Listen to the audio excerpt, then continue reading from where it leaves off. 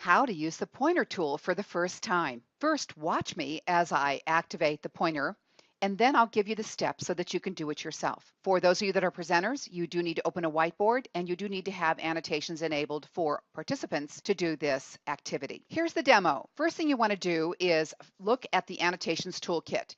It's up on the upper left portion of the whiteboard that's open now. The first icon that you look at is a blue arrow that looks like it's pointing to the right. When you hover over that pointer, it will say the word pointer. That means you're in the right place. Next, left click on the blue arrow icon to select it. Notice that the background gets a little bit dark. Release the mouse button. Come down on the screen and notice now your cursor looks like a black and white arrow.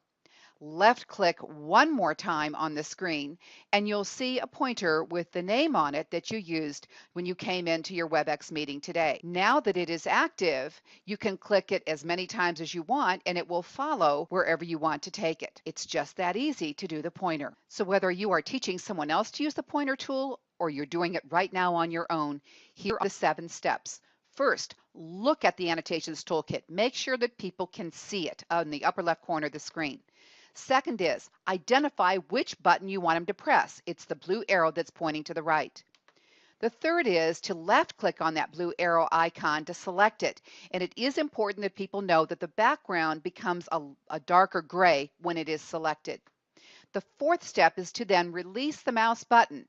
This is not a click and drag, it's a release the mouse button, and then come down on the screen, move the cursor onto the whiteboard itself, and then left click again.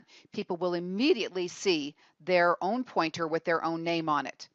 Last of all, you'll be able to click anywhere else on the screen and the pointer will follow. It's just that easy.